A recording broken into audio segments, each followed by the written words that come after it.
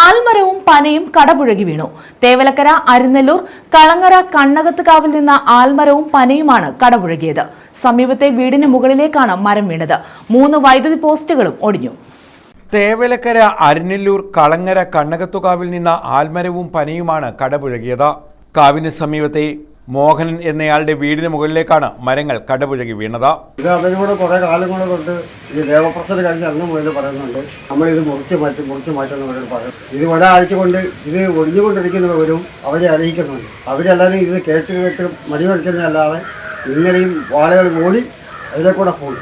അവർ ചോദിക്കുന്ന പ്രകൃതി ദുരന്തമുണ്ടായാൽ ഇത് മറിഞ്ഞു വീണാൽ എന്തോ ചെയ്യും എന്നാണ് അവരുടെ വായിൽ നിന്ന് വരുന്ന സംഭാഷണം. ഇത് പാവം പിടിച്ച് ഞാൻ ഇത്രയും രൂപ ഏരിയയുടെ നഷ്ടവും കാര്യങ്ങളുമെല്ലാം എനിക്ക് ഉണ്ടായിരിക്കുകയാണ്. എൻ്റെ ഗേറ്റ് പോയി, മതിൽ പോയി, എൻ്റെ വീടിൻ്റെ എല്ലാ ഭാഗങ്ങളും നഷ്ടപ്പെട്ടിരിക്കുകയാണ്.